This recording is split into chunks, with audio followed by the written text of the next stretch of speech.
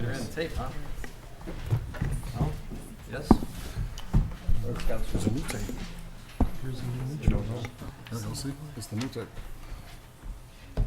We need some music, come on.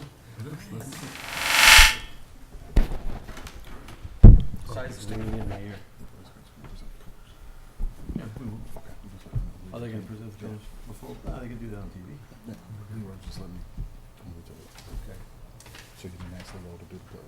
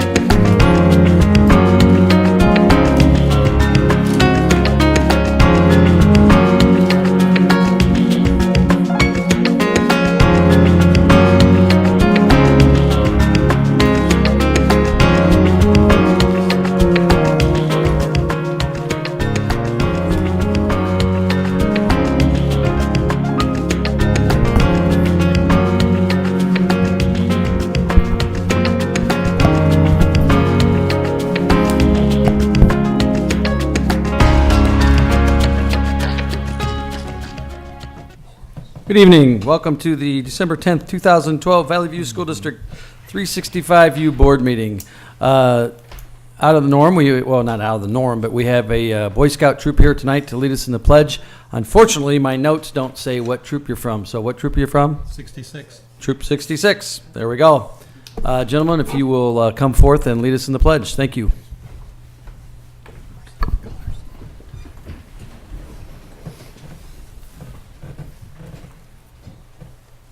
Forward march.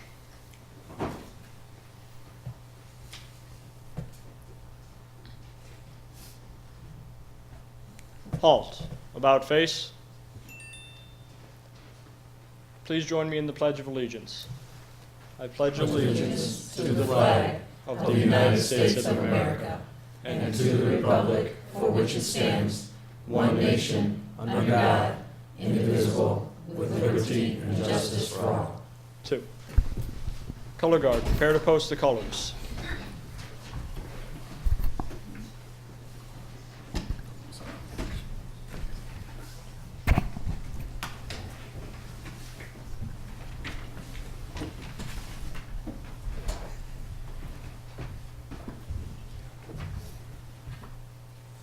Color guard, post the colors.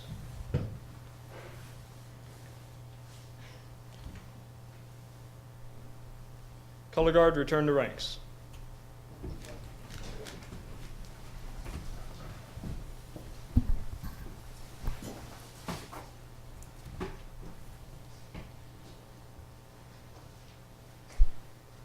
Color guard, forward march.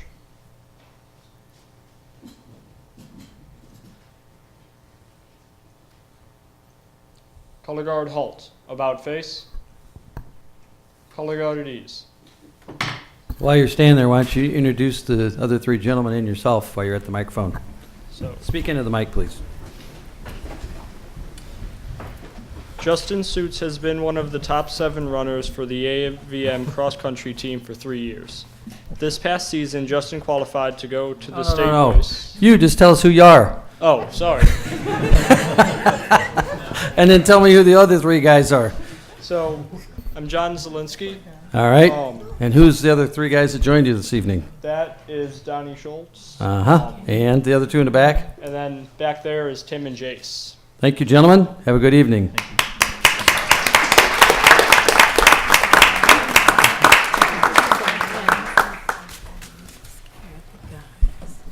All right, back to the agenda. Let's see, mission statement. Mr. Curran, you got it up on your computer? Sure do. All right. Our mission is to ensure that all students are prepared for college and a successful life, academically, socially, and emotionally, as well as equipped with the necessary tools to have options and make decisions about their long-term goals. This will be accomplished by believing and working towards all students learning through rigorous curricula and meaningful, effective instruction, consequently demonstrating mastery on high-quality assessments, with all stakeholders being held accountable throughout the process. Thank you. Dr. Mitchum, agenda. Mr. President, I would like to ask the board to approve the agenda as presented. So moved. Second. Motion and seconded. Any discussion? All those in favor say aye. Aye. Opposed, same sign. The ayes have it. Next, Treasurer's Report. Mr. Grizafi. Thank you, Mr. President. Treasurer's Action Report 5.1 presented for your consideration and approval, containing our financial reports, balance sheets, summary of revenue and expenditures, as well as our interim obligation payments totaling $21,927,548.31. You'll notice from the exhibit that we have our debt service obligation payment of $18,000,005, which is typical for every November. That represents a principal interest payment. We'll have a interest-only payment due in May, which will be about $3 million. So just to address that large sum total that's listed there. Motion. So moved. Second. Motion and seconded. Any discussion on the Treasurer's Monthly Report? If not, roll call vote, please. Member Venegas? Yes. Member Hanson? Yes. Member Campbell? Yes. Member Curran? Yes. Secretary Bull? Yes. Vice President Gugis? Yes. President Quigley? Yes. Action Report 5.2 is a schedule of bills for December 2012 totaling $3,227,875.33 for your consideration and action. Motion. So move. Second. Motion and seconded. Any discussion? Hearing none, seeing none. Roll call vote, please. Member Venegas? Yes. Member Hanson? Yes. Member Campbell? Yes. Member Curran? Yes. Secretary Bull? Yes. Vice President Gugis? Yes. President Quigley? Yes. 5.3 through 5.6 are information reports, summary of investments, property taxes received, state funding update, and the school trust activity, account activity. And be happy to answer any questions you may have. State funding update, still 4.2. Correct. No change from prior month. There you go. State, that means the state of Illinois owes us $4.2 million, in case you were wondering. That hasn't changed much. It's a little less than it was a year and a half or two ago, but still 4.2 million. That it? Any other questions of Mr. Grizafi? Consent agenda items. Mr. President, I would like to ask the board to approve consent agenda items 5.1 through 5. So move. 6.1. 6.1 through 6.3, excuse me.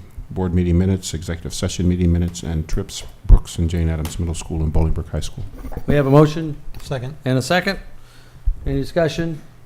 Hearing none, seeing none. Roll call vote, please. Member Venegas? Yes. Member Hanson? Yes. Member Campbell? Yes. Member Curran? Yes. Secretary Bull? Yes. Vice President Gugis?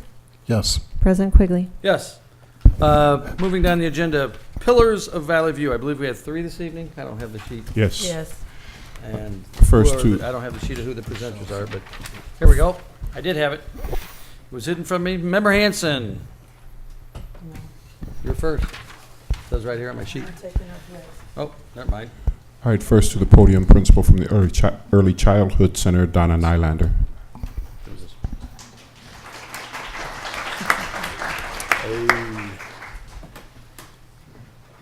So how did that? So she's out. Okay. President Quigley, board members, Superintendent Mitchum, and audience. It is my pleasure this evening to introduce to you the Pillar for Valley View Early Childhood Center. When a family starts their experience at the Early Childhood Center, it is certain one of the first people they will meet is our pillar, Michelle Sands. She is the teacher on the assessment team. She is the face of early childhood. She possesses the core values of respect, trust, openness, and fairness, and is focused on student learning.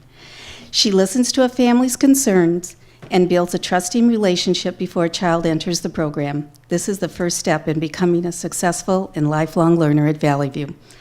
Michelle also touches every staff member as a trainer for the creative curriculum and goal assessment. She is dedicated and works tirelessly for children, families, and staff. Michelle represents the true meaning of the word pillar. We are so proud to have her talent, skills, and knowledge as part of the Early Childhood Center. Thank you.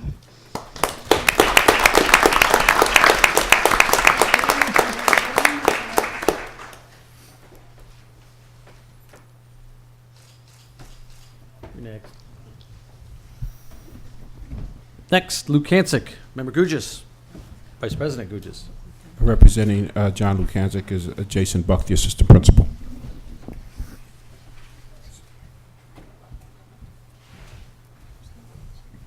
Good evening, President Quigley, board members, Dr. Mitchum, and community members.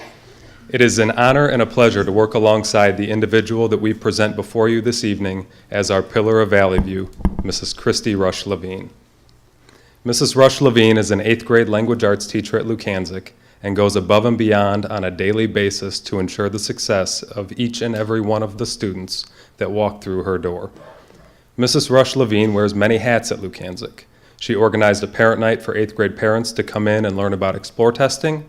She is a new teacher induction program mentor, a building literary team member that helps to bring authors in and bring literacy to life for our students.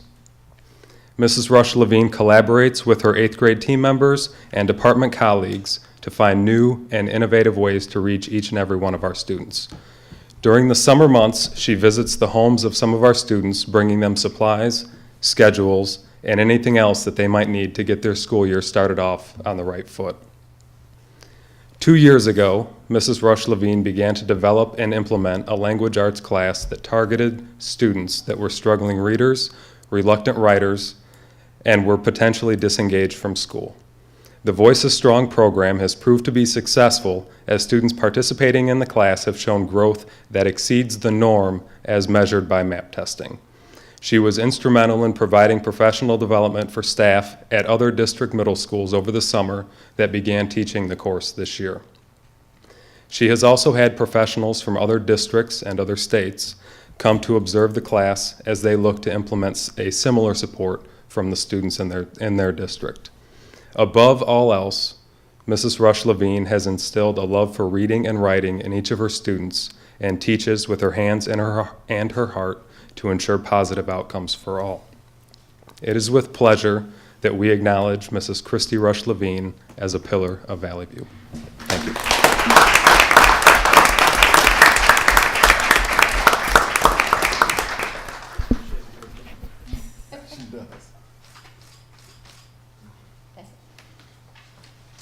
And last but certainly not least, Romeoville High School and Secretary Bull. Representing Romeoville High School's Principal Derek Kinder.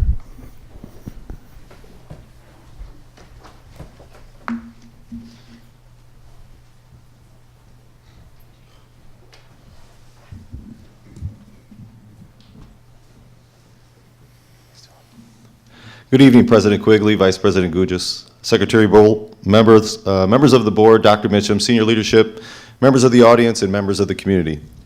Romeoville High School would like to recognize Mrs. Jennifer Smith and Miss Anna Dodonna as pillars of Valley View. Jen and Anna have worked together at Romeoville High School for more than 6 years. Together, they make up our athletic training team at RHS.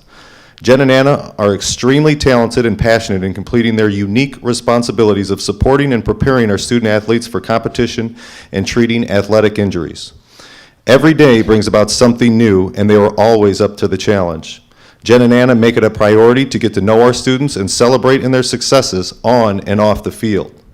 To ensure our student athletes are prepared for competition, Jen and Anna go through about 500 yards of athletic tape a week. They make sure our student athletes are knowledgeable about proper warm-up activities to avoid injury. They also take time to talk to our student athletes about proper nutrition and a healthy diet to maximize performance. Jen and Anna treat more than 40 students daily at Romeoville High School. These treatments range from rehabbing an existing injury or addressing new concerns. If you can think of an athletic injury, odds are that Jen and Anna have come across it in their 6 years at Romeoville High School.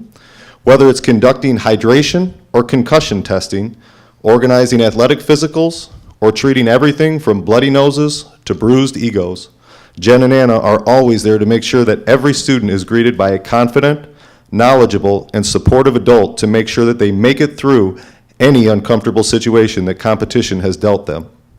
Jen and Anna are extremely organized in documenting all injuries and always make it a point to communicate their concerns to parents, coaches, and administration.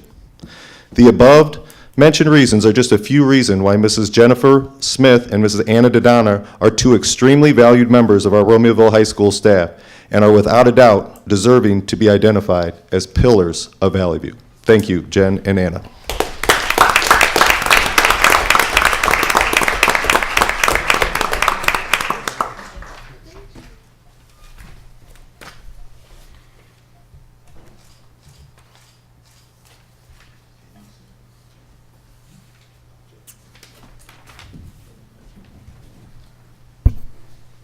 Next, we'll do the Eagle Scout presentation. I'm going to do it from down there.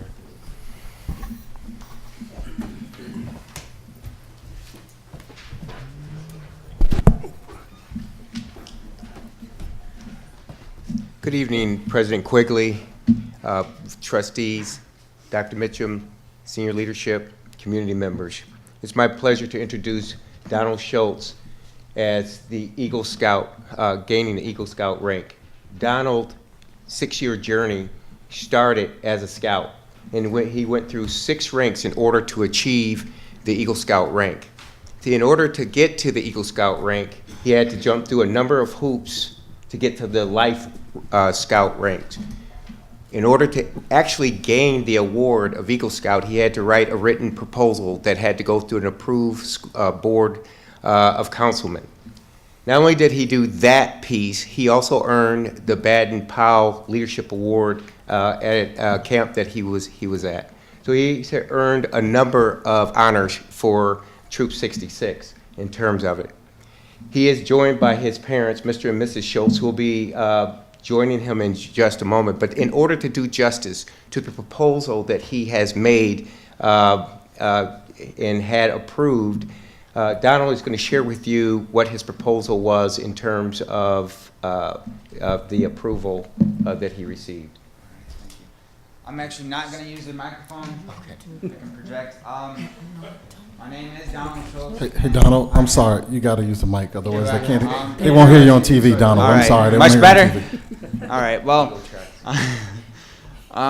for my proposal, I had to first figure out a project, and my project was building 6 in-ground benches for Hidden Lakes Trout Farm off of Boughton Road in Schmidt. Keep on going down the hill, and you can recognize these newly built benches with my name tag on it, as well as the troop name and number, as well as the date.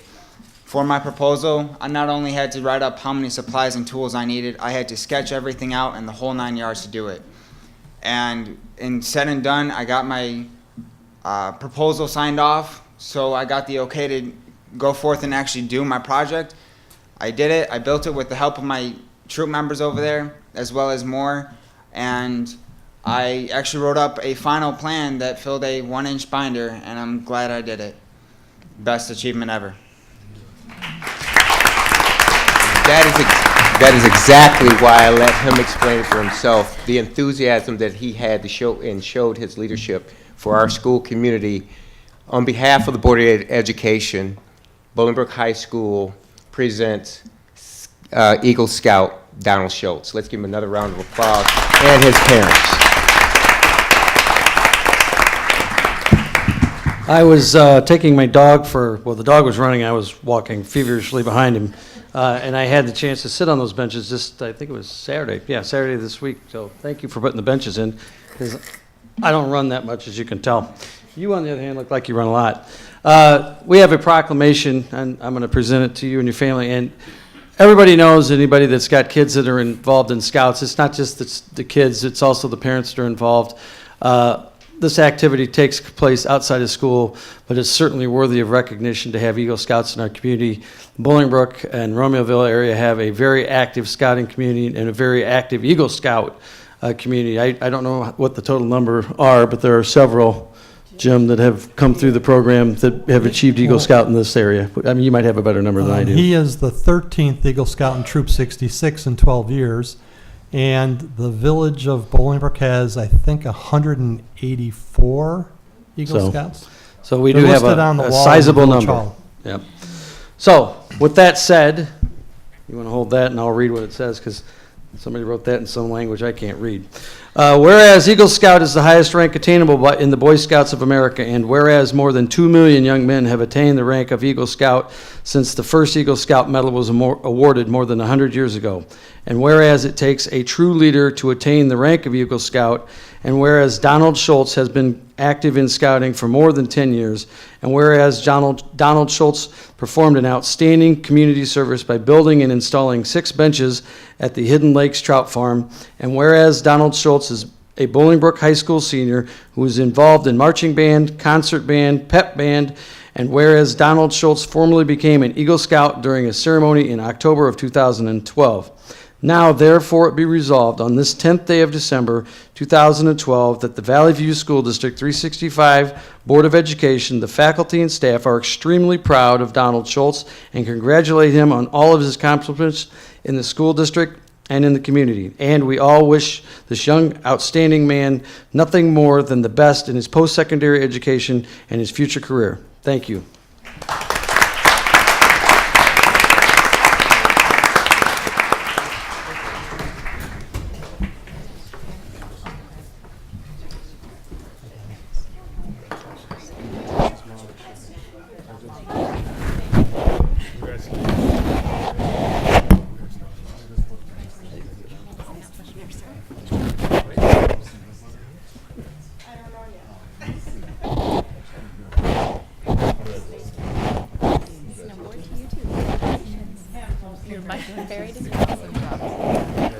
And again, if any of you have been down there, those benches were sorely needed.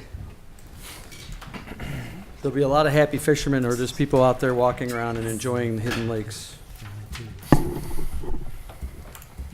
Let's see, what do we got? Class 6A, honorable mention, all-state football.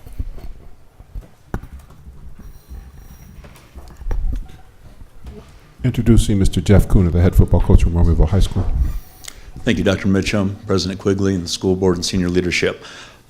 This evening I have the honor of recognizing one of our student athletes at Romeoville High School for some great accomplishments that he's achieved on the football field this year. And I can tell you, it was a difficult year for us in terms of wins and losses, but one thing that we could always count on each and every Friday night was an outstanding performance from number 1 linebacker, Caleb Bailey. If Caleb would come up here, please. Over the past 2 seasons, Caleb has been our starting outside and inside linebacker. We've moved around and put him where we thought was necessary. Over the last 2 seasons, he's been named All-Conference by the Southwest Prairie in 2011 and 2012. He's been voted by his peers and teammates as our defensive MVP the last 2 seasons. He was also awarded by his teammates as our team MVP and selected as captain for the 2012 season. The Joliet Herald also recognized him as a first-team all-area selection. The Marine Corps and the Semper Fidelis recognized him as an All-American high school football player for 2013. And just recently, he was named by the Illinois High School Football Coaches Association as a Class 6A All-State Honorable Mention candidate. Through all the success that he has, he's put in the hard work, both in the classroom and on the football field.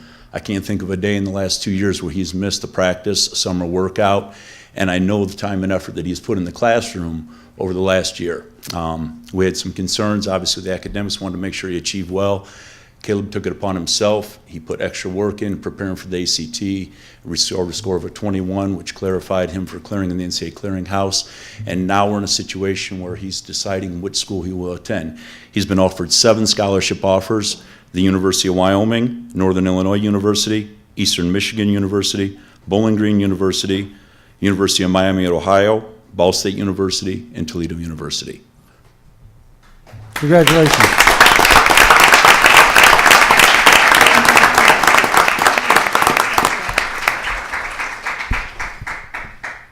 If you go to Northern Illinois, you could watch that team you might be playing on next week in a bowl game. So you got that going for you. Mr. Bailey. Oh, come on back. Come on back.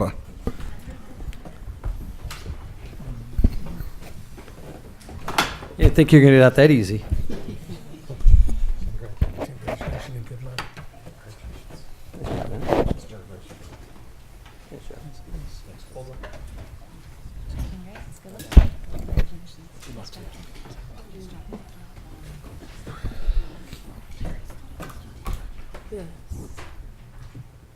Congratulations, Mom.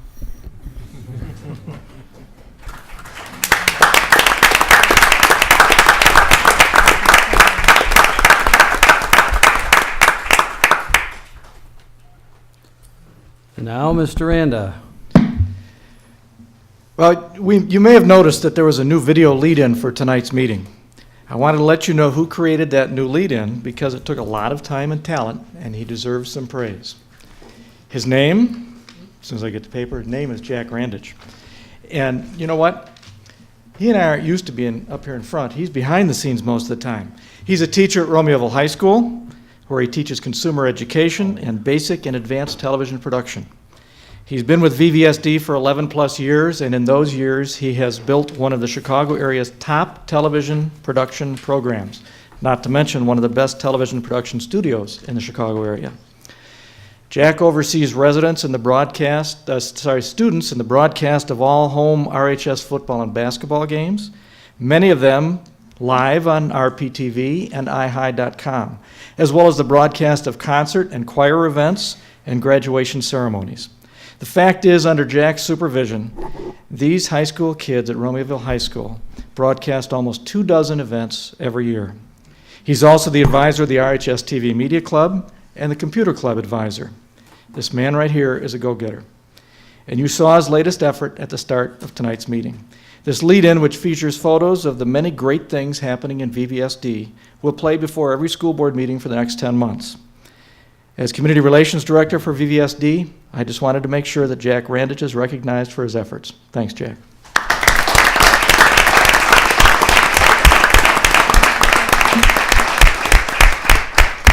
Thank you. Moving down the agenda, liaison reports. Any and all, please. Unless you got something else, you look like you're ready to. No? Okay. Oh, yeah. Students, family of students, don't feel like you need to stick around for this unless you're getting some extra credit or something. You guys got homework to do. Exams to study for.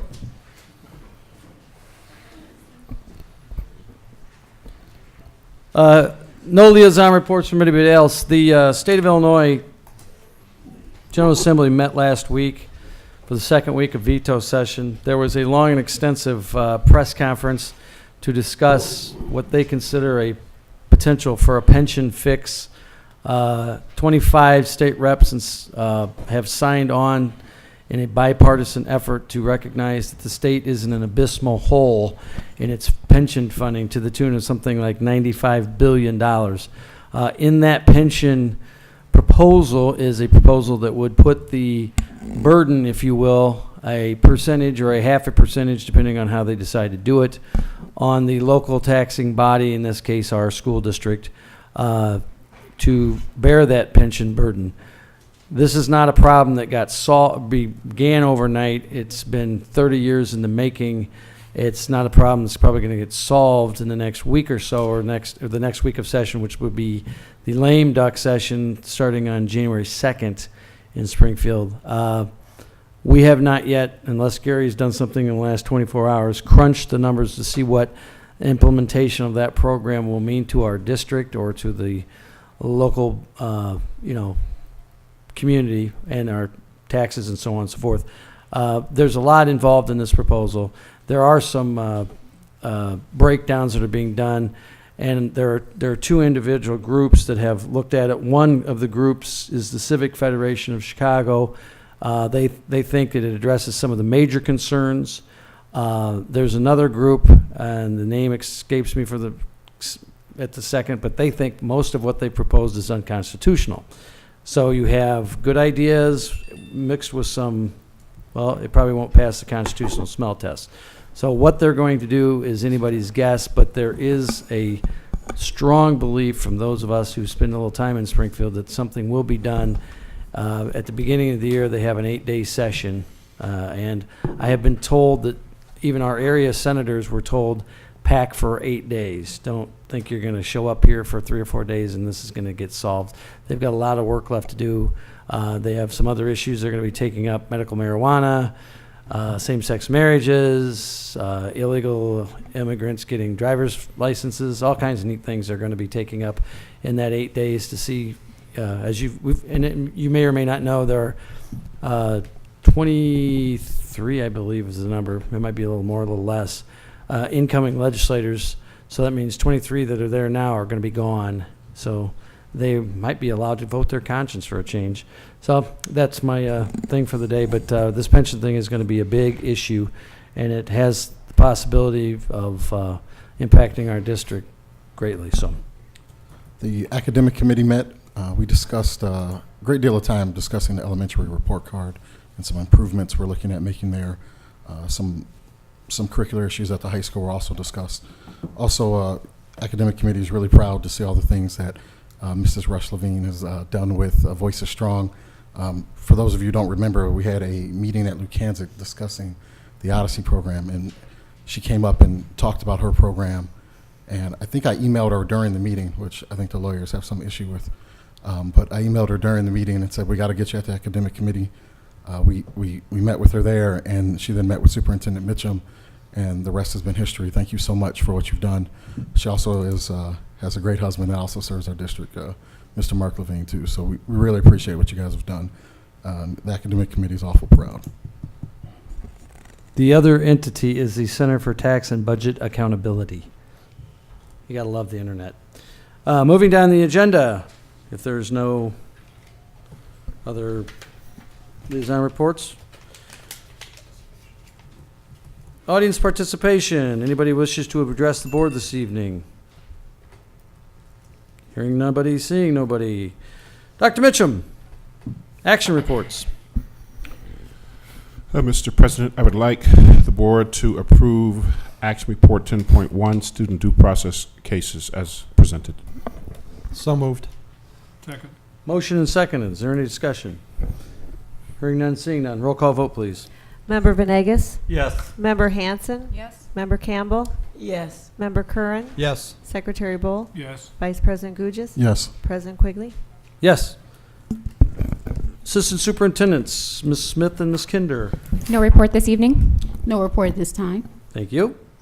Mr. Grisafi, you have some stuff. 3 action reports this evening, beginning with 12.1, is a resolution for issuing an amount not to exceed $20 million of general obligation capital appreciation refunding school bonds. It's important to note that this would not be issuing any new debt or additional debt, I should say, for the district, but it would refund outstanding bonds from the 2002 through 2009 series, potentially. In the exhibit, I included a press release on the refunding that we did last year to take advantage of bank qualification status in this refunding. And it had saved us about $660,000 of present value, close to $1 million in future value. Granted, those that refunding will not happen until, the savings will not accrue until 2025, but it doesn't cost the district any money. And it's a prudent way to manage our outstanding debt, taking advantage of, again, bank qualification as well as low interest rates.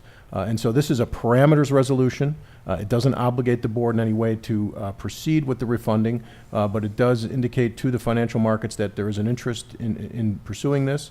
And if the market and timing is right, we will make that happen.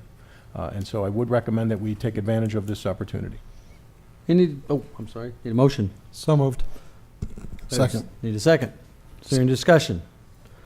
It's a fantastic idea. I know we've done this in the past, but the opportunity to save $700,000-$800,000, maybe $650,000, whatever it might be, is certainly not something that we would balk at. So thank you for the diligence in that, Gary. And I'm sure that once that occurs, or if it occurs, you'll bring back to us and let us know what happened and what we saved. Correct? Correct. Thank you. We have a motion and a second. Any discussion? No further discussion. Roll call vote, please. Member Venegas? Yes. Member Hanson? Yes. Member Campbell? Yes. Member Curran? Yes. Secretary Bull? Yes. Vice President Gugis? Yes. President Quigley? Yes. Action report 12.2 is a resolution adopting the 2012 tax levy. There have been no changes to the tentative proposed levy that was produced and presented in November, which was required by statute to be presented to you at least 20 days prior to this final adoption. Our operating funds are being recommended at $130.3 million, representing a 3.68% increase over last year's extension. Our debt service levy is $22.8 million, or a 7.34% increase over last year. So our total levy request is $153,175,100, or a 4.21% increase. Again, this levy is larger than the actual extension that will occur once the final equalized assessed value is known of all of our property parcels throughout the district, as well as our new growth or new property that's added. We did include a $7 million guesstimate, if you will, of new property values. That's probably a little high or conservative, but we wanted, again, to make sure that we capture any and all new property that would come on the tax rolls. I am estimating that the actual extension is going to be $152.7 million, or a 3.9% overall increase. And so we have an education fund levy of $92 million. That's about the same as it was last year. We are capped in that fund at $4. And so you'll notice the large increase in the special education levy, which is included in the education fund accounting on our books. I don't want to get too in-depth in terms of fund accounting, but again, it allows us to move that levy authority, if you will, into the special education fund. Even at a $12 million special ed levy, we are well below what the special needs costs that we incur on an annual basis. And so, again, we're still well below our cap in terms of the special ed levy. I'm happy to answer any questions you have. We weren't required to have any kind of public hearing due to the fact that our levy is under 5%. And so I'm presenting it just to you as an action item. Motion would be in order. So moved. Second. Motion and seconded. Any discussion? We've kind of vetted this out in the previous two discussions on this. Hearing none, seeing none. Roll call vote. Oh, I'm sorry. I do have Assistant Superintendent Grisafi. Can you explain the debt service piece a little bit to the general public in terms of where that money, what was that money was spent on, and why it is increasing? Because obviously, I think that one's up 7.83%. Yeah, let me pull up the PowerPoint. Caught you off guard a little bit there. No, that's fine. The debt service levy is governed by statutes. Any outstanding bonds that the school district undertakes going back 20-plus years are regulated by the structure of the bonds when they were sold.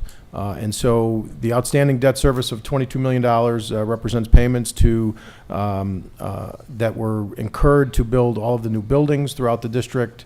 The most recent being K-8 campus, Lukansic and Scoff, Beverly Scoff Elementary, certainly Bolingbrook High School, any of the renovations and additions that have occurred over the years, Pioneer and Hermanson being two of our newer elementary schools on the west side of our district. And so, again, we've got a good amount of outstanding debt. Back in 2010, the district refinanced debt to lower the payments from where they were structured. For this year, the debt would have been $26.1 million, and with the refunding that we did in 2010, we lowered that payment to $22.7 million, or a 14.6% decrease. And we've got about a similar amount of decrease each of the next 2 years in our debt service payments. So rather than being $29 million in 2014, the payment will be just under $26 million. And that was something that the Finance Committee and the board, with Vice President Gugis' leadership, felt was something that we needed to do in order to provide whatever tax relief we could to the community in these tough economic times. And so again, we were successful in pursuing an expanded window of debt. We went down to the Springfield, testified before before a committee to have special interest legislation, if you will, and have a debt service window that's typically at 20 years for school districts, expanded to 25 years. And that allowed us to take some of those payments and push them out into the ensuing years to provide that near-term relief. These are unprecedented times, and certainly it was, in looking back, it was a good thing to do for the district in the near term here. Thank you. Thank you. We have a motion and a second. Any further discussion? If not, roll call vote, please. Member Venegas? Yes. Member Hanson? Yes. Member Campbell? Yes. Member Curran? Yes. Secretary Bull? Yes. Vice President Gugis? Yes. President Quigley? Yes. Next, bus leases. There's excitement. Yeah, our 2009 lease for 113 of our school buses is set to expire in June. We did approach our current provider, Midwest Transit, with a request to price a replacement for those 113 buses. They came back to us with 2014 models, the very latest and greatest, with the breakdown as listed there. And again, there's 7 or 8 different classifications of buses that are used for all different reasons to transport both regular ed and special needs students. I'm happy to report that the lease came back at a price that is identical to where our expiring lease. And you would imagine that certainly the cost of producing buses has gone up over the last 5 years. We've also added several options, which allows us to depreciate those options when they're included in a lease at 20% per year, rather than a typical 5% per year. And so it's good for us financially. Again, looking at all the factors that they provided, the lease rate came in very favorably, under 2% for the first time that I can remember in terms of having a very aggressive lease rate.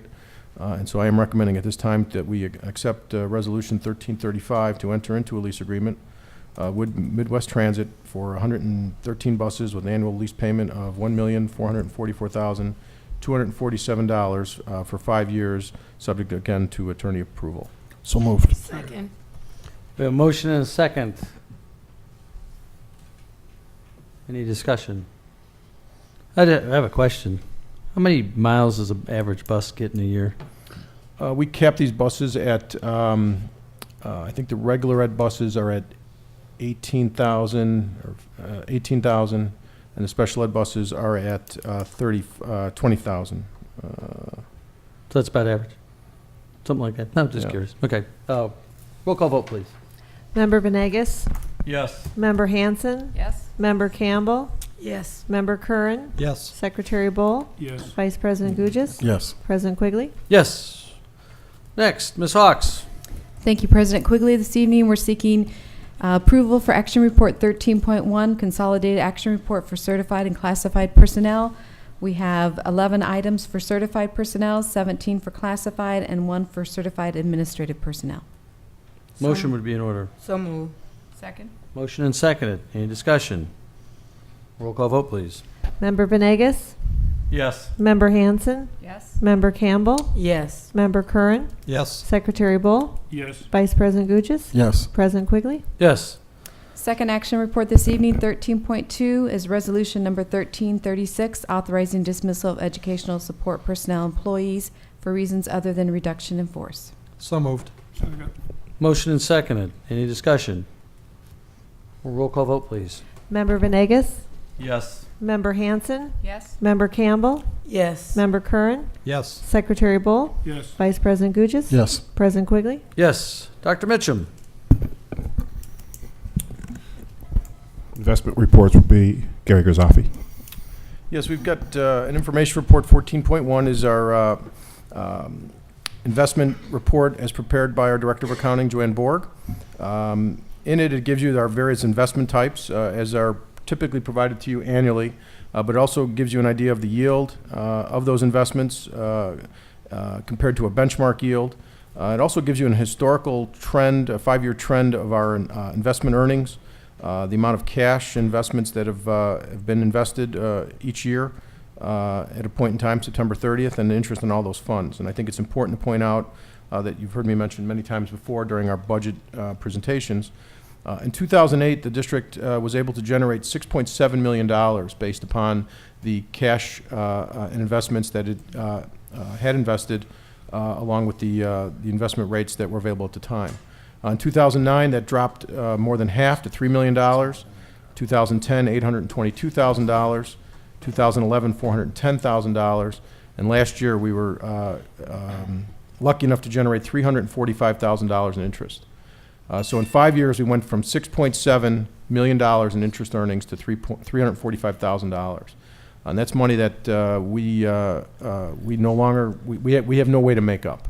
And it's not lost. I know on several members of the board that the markets are what they are.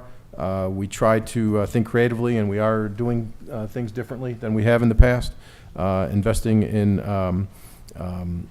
other districts' general obligation bonds, still continuing to monitor the tax anticipation warrants of other districts that might generate higher yields. But I think it's important also to note that we are not just chasing rate. Certainly our first and foremost objective would be the safety of our funds, making sure we're not putting any of our taxpayer dollars at risk. Second, we look for liquidity, and lastly, we do look for the highest available rates. So again, it's a well-done report, concise and to the point. Kudos to Ms. Borg for putting that together, as she does annually. I know it's getting harder and harder to put together. If you've got any questions, I certainly would suggest she can come up and answer for you. I think the telling number in this report, Gary, is that in 2008, the yield was 2.9%. This year, it's 0.29%. I mean, and that's in 4 years or 5 years. That's just, and not to mention the $6.5 million down, or almost $7 million, down to $345,000. That's a ton of loss. And it's not loss, it's just not gained. I mean, and you look at even 2011, I mean, there's been just no change there from, Yeah. I mean, 30 basis points, 29 basis points. It's And just, like you said, the market being what it is and the limited investment pools that you have available as tools anyway, certainly don't make it any easier. Well- But, and while I got you here, what's the IMET? Is that still one of our better producers? it is. We're at 28 basis point yield there. And so. Yeah, I see it, thank you. As a money market, that's pretty strong. I mean, it rivals all but the very, very best CDs. Remember, Gugis had asked a question offline about why aren't we in more of the higher end CDs? And the problem is they just won't take your money.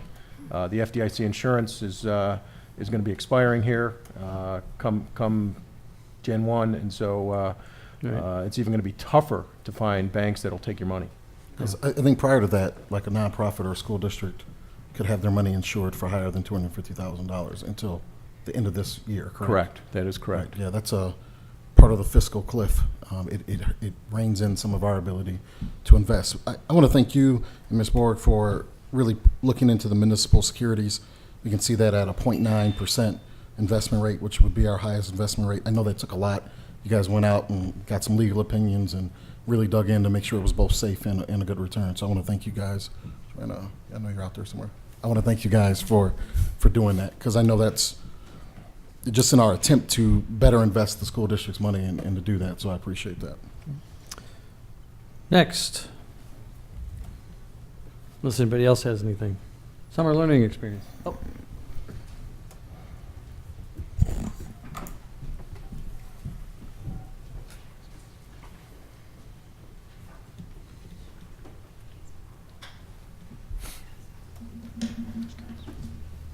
Good evening, members of the board, district staff, parents, and community members. I am happy to present tonight to you 2012 Summer Learning Experience data. And I also want to acknowledge that this was done in collaboration with Kelly Gilbert, Director of Data and Assessment, and Michael Locasio, who is our data specialist.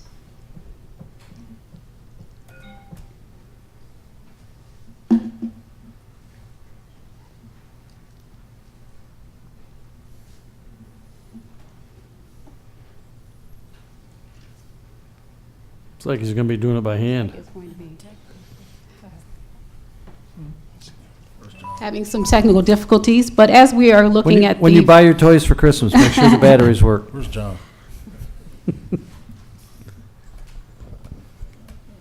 Don't you have to shoot it at the computer?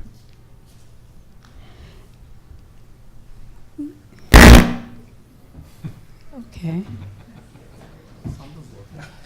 Go ahead, yeah. Technology is a wonderful thing. Yes, Aha. thank you. Thank you, Assistant Superintendent Uzafi. On the second slide, you see the SLE site enrollment information. We had 4 schools that hosted SLE. And with the numbers there, McGee was our highest site. On the next slide, you can see that a total of 442 students attended summer learning experience. We had 90 out of district. Please note that line 5th grade, we had 2 5th graders out of district attending, but that was reported as students going into 6th grade. Next year we'll be making the adjustment that students who will be leaving their current grade will be classified as the next grade level up. Please remember that also as we look at the data, because some of our goals do not reflect 5th grade, but it's because of the fact that it was reported differently. Our methodology.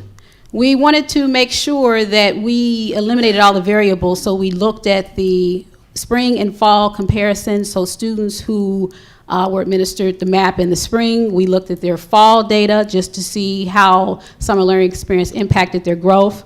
We also compared those students in the program to the results of similar students that were not enrolled in the program. And then please keep in mind that extreme high and low scores were not factored into this data. On the next slide, we wanted to go into what the concept of summer learning loss is. And the primary goal of the summer learning experience was to prevent summer learning loss and to focus on the fact that it's an enhancement program and it's meeting the needs of students on both ends of the spectrum, remediation and enhancement. So it says here on that second bullet point, summer learning loss is a result of students forgetting what they have learned because they're no longer using the information. So we wanted to combat that. And what the research says is that students can lose up to 3 months of academic knowledge over the summer. Greater loss is seen in math than in reading, and you'll find that our reading scores were better than in math. And it also affects students from lower income families disproportionately more than other students, especially in that area of reading. So we're very proud that we did have some reading success. And it's a likely major contributor to the growing achievement gap.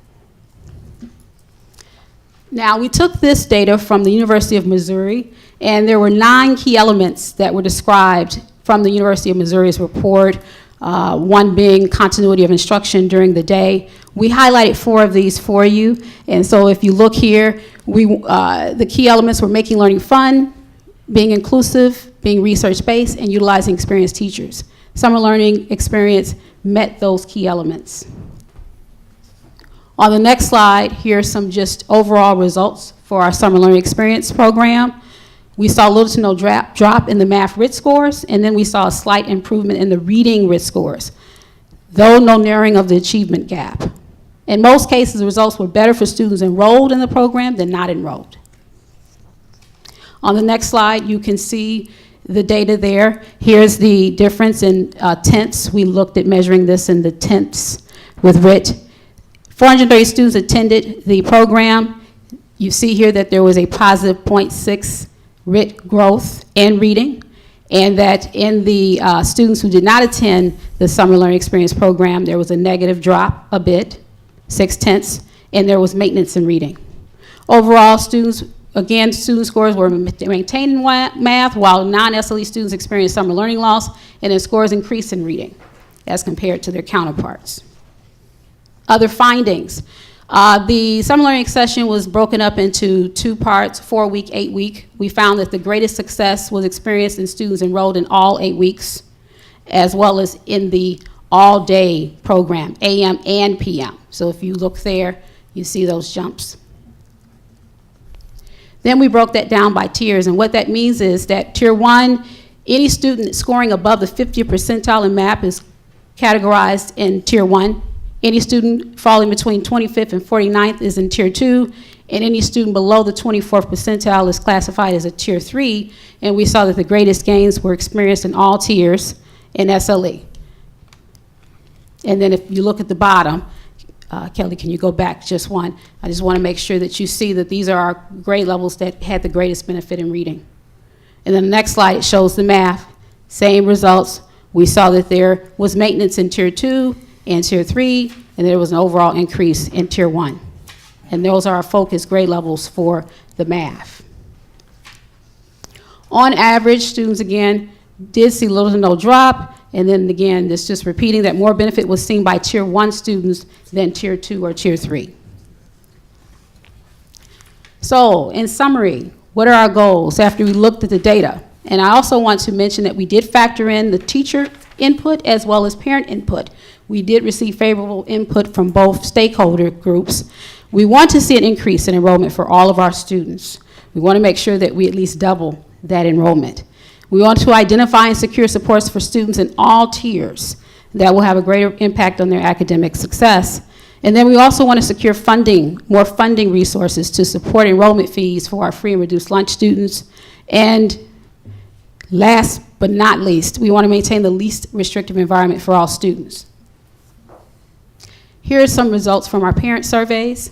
66% of parents who filled out the survey believe that their child benefited academically. 67% believe the program was engaging.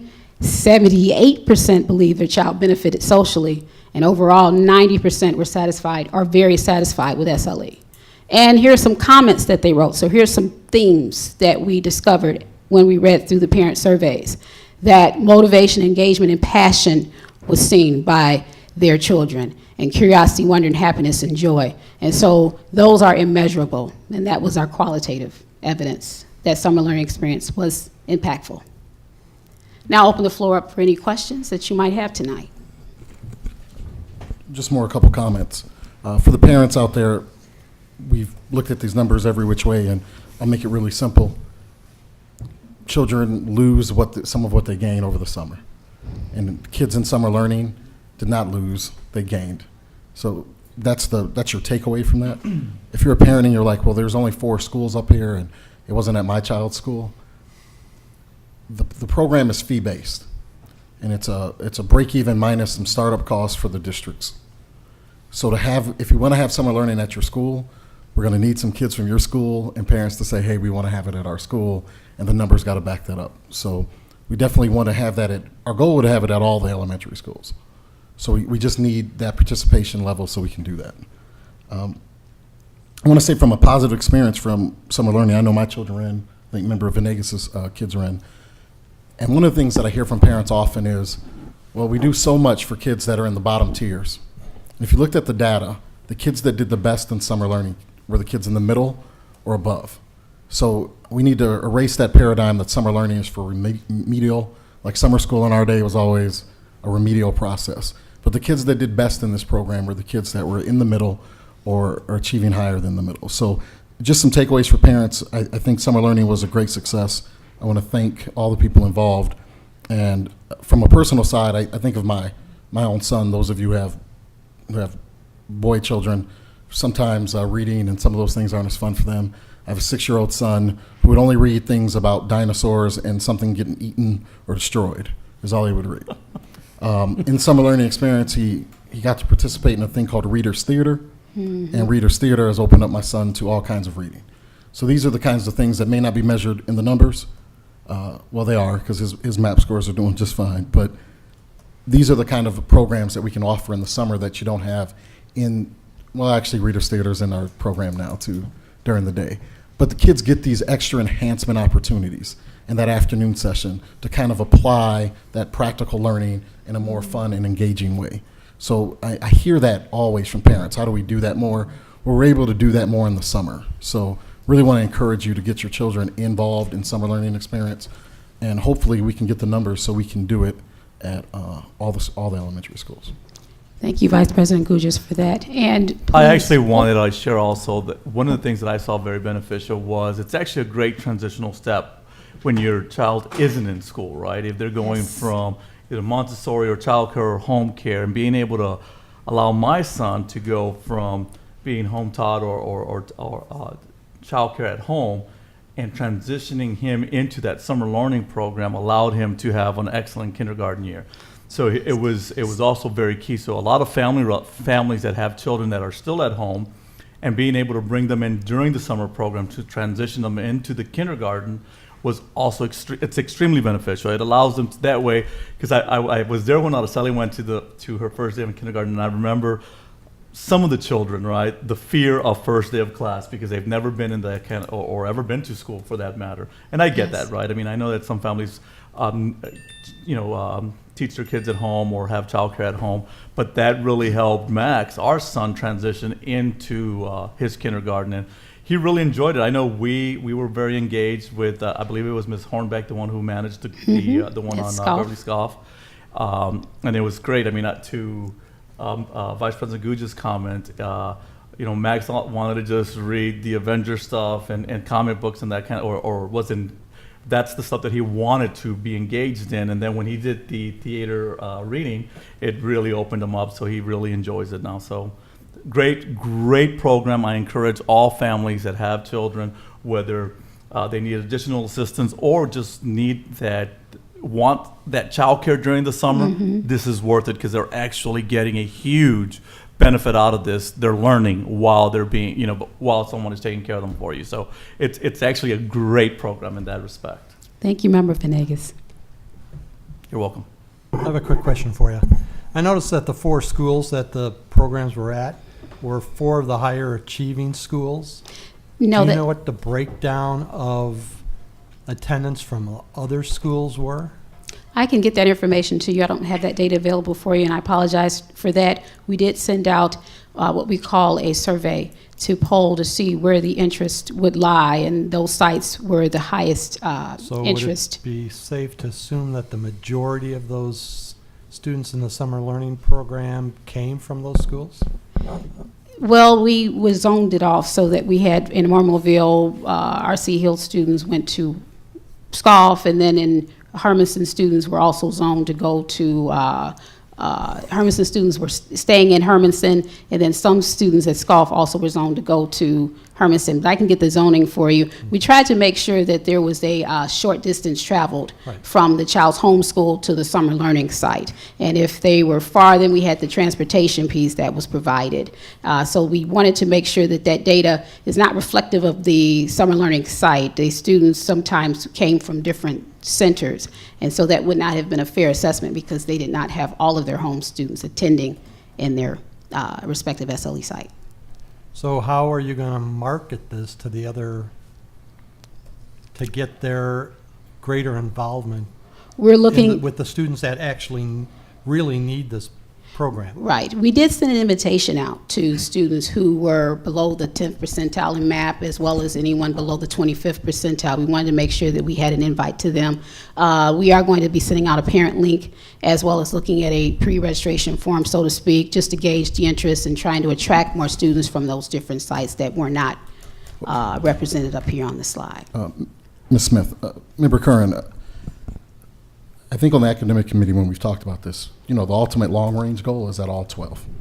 I think the other piece that's difficult, and what I would say to the board is that we as a board need to realize that if this program is worth it, we may need to stop running as a break-even and invest some dollars in this program to extend it to some schools, because the fee right now is problematic for some people to enroll their children. So we were at, I believe, $99. We're at $99. That was the fee last year. We may round it up to $100 just for marketing purposes. Extremely competitive. Some people that run summer programs were not happy that our fee was that price. But still, that can be cost prohibitive for some parents. So there's also a cost of doing business that we can shrink by increasing the number. So by increasing the number, potentially we could lower the cost and bring on more students. So there's lots of variables, but I think as a long-term stance, the board used to spend $400,000 on a summer program that was characterized by the prior administration as not a valuable program. And so that program was eliminated. I think we should look hard and long if we characterize this as a valuable program that's beneficial to our students. Is this something that we need to reallocate funds for so we can increase the participation? And I think that's a long-term thought process and challenge that we as a board need to take on as where this fits in our priority list. Right, because the target is the kids that need this additional help. Well, it's really all, because the data. Right, but You know what I mean. I got you. I think the biggest difference between this program and past programs were designed as remedial. They were designed for students who were at risk, that were failing, and in many instances were simply a compliance tool to justify moving kids through the system who otherwise had not proven proficiency. This program is exactly opposite of that. This program is designed as an enhancement tool. It is not designed as a remediation tool. So all kids should be able to benefit from that, whether they are high achieving or low achieving. But the goal is to ensure that for our high achieving kids as well as our low achieving kids, that we prevent the summer learning loss that could impact their overall achievement prior to them graduating from high school. We've had a lot of some accolades lately. The AP College Board, we've got more kids taking the AP exam. We have more kids passing the AP exam. We recently had Illinois State Scholars, a 30% increase in the number of Illinois State Scholars in Valley View. Summer learning experience is just one more step in our commitment to being better academically for the community that we serve and our children. So, Absolutely. And so we encourage all parents to enroll their children into the summer learning program next year. The proof is in the pudding. We want to make sure that we make this tailored to your child's needs.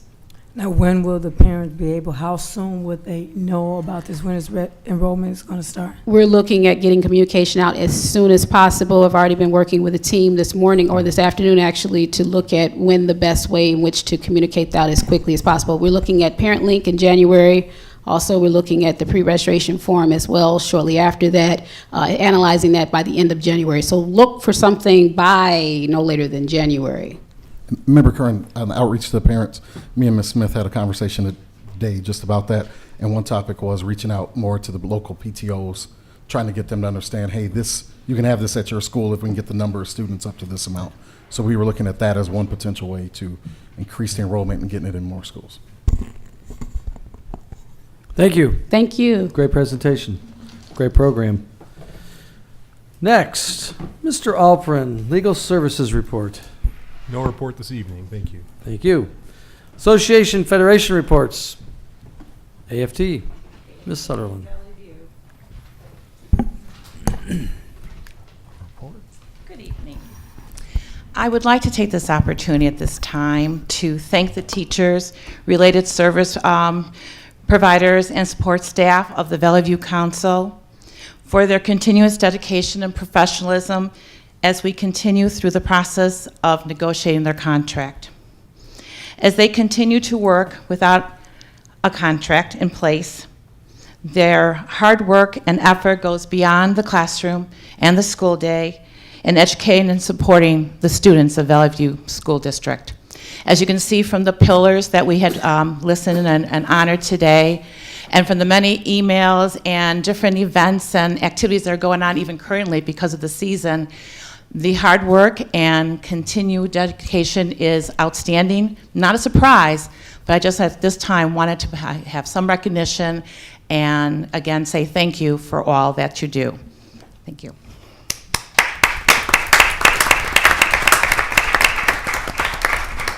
Thank you. Valley View Council. No report. I gotta ask, it's on the agenda.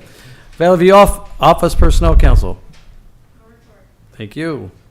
Any old business before the board this evening? Any new business before the board this evening? Any questions from the public on actions we have taken this evening? Hearing none, seeing none. Any announcements by the board? I have two announcements. First of all, I wanted to let the public know, which they probably already do, but the time is running out for petitions for the Board of Education. Secretary Bull, Member Kim Curran, Member Hampson, and myself, our seats are up for the consolidated election on April 9th, 2013. The petitions can be brought in on December 17th, and the last day is going to be December 26th. So if there's anybody out there who would like to run for the board, you do have that opportunity to take out a petition. And then I'd like to say Merry Christmas and Happy New Year. And I do thank all the staff of the Valley View School District for all the work that you have and will continually do. We know that. You look like I actually just wanted to say the same thing. I want to wish everybody a safe and happy holiday. Feliz Navidad y próspero año nuevo. Thank you. I wanted to thank Lukanzik Middle School. Got to attend Aesop's Fables. It was a really good play. Enjoyed it immensely. And I also wanted to, my tradition had been to go to A. Vito Martinez for a play, and they didn't have one this year. So I'm petitioning anyone both in our school district or community members that want to get involved and maybe take a leadership role in bringing a play back to AVM to please contact Principal Sarah D. Donato, because we'd love to see that again. I was sad to see that tradition go, but we had a great time at Lukanzik, and those kids did an outstanding job. I think they had 10 or 20% of the kids in the school were like in the play. It was amazing. So great job. And Mr. Levine does a mean, what is it, Gangnam Style? Is that it? Yeah, you did. Nice job with that. No problem. It's on Facebook if you need to see it. Anyone to my left? If I just may briefly also thank Christy Rush Levine. I too concur with what Vicki said about the hard work that all of our teachers commit to each day, and it's our hope that we're able to settle a contract that respects the hard work they do while at the same time protects the long-term financial interest of the district. In terms of Christy Rush Levine, she is the epitome of what represent our teachers in the Valley View School District. It's rare that you see a teacher that asks for all of the children whom traditionally teachers would shy away from. She asked for the kids who are at risk. She asked for the kids who were disengaged. She asked for the kids who had issues at home specific to parenting or were foster or were hungry. And when I met with her, she indicated what a challenge it was to deal with those children, and many times in which she would go home exhausted, yet she stayed the course. And it's just and the results she got were remarkable. The results she got exceeded the results of kids who were not at risk. And so I think she should be commended for that again. And those are the types of initiatives that teachers conduct in their classrooms without the direction of senior leadership that warrant our attention as a means of supporting what they do in the classroom and honoring what they do in the classroom. So again, I thank you for that. Anyone else? I've got a few comments. As you know or may not know, the United Way donation period is open right now.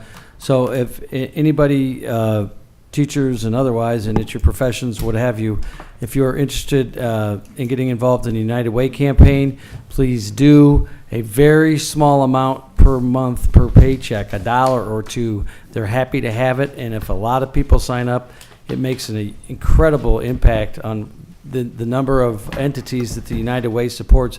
You would be amazed by the number of entities that the United Way does support. And if you're not happy with some entity that they support, you can direct your gift to go to one particular entity. It is, they say right now that 1 in 4 families, households, what have you, gets some benefit from the United Way. They're probably going to be retooling that number to something like a third. So United Way of Will County is run by Mike Hennessy. They do an outstanding job. I know that if you contact the superintendent's office, we do have paperwork you can pick up and fill out, and it's a couple bucks out of your paycheck. You're certainly not going to miss it. And you can make one-time donations if you're interested. Other issues that are other donation type things that are out there, and we got to be mindful of people who are a little less fortunate than us. There are lots of different entities, churches, schools, Lions Club, Rotary, Coat the Kids. There's a lot of kids who need coats. Don't just think about little guys. Think about some of the guys that are that big too, because there's a lot of kids that are older that don't have a quality winter coat. Today is the first real cold day we've had. And we know the value of that. So if you can pick up a coat or a gently used coat and drop it off at one of those boxes, it's certainly appreciated and definitely needed. There's places all over the place. I know you can do it at both village halls. You can do it at the Levy Center. You can do it at the schools. They're every place. You see a Coat the Kids, help out. Toys for Tots, same thing. And of course, the food pantries as we come into the holiday season. Help those people out too if you can. A can of something or a few bucks here and there, it goes a long way to a lot of people. And those people could be your neighbors. And we just can't forget the less fortunate this particular time of the year, and any time of the year as far as I'm concerned. But please help out those that you can, and you'll feel better about it when you do. So with that, I want to wish everybody a Merry Christmas, Happy New Year, be safe, please, and hopefully we'll get some snow to make it a white Christmas. Any announcements by the administration? Any announcements by the public? Motion to adjourn would be in order. So moved. Second. Motion and seconded. All those in favor say aye. Aye. We stand adjourned. Have a great Christmas.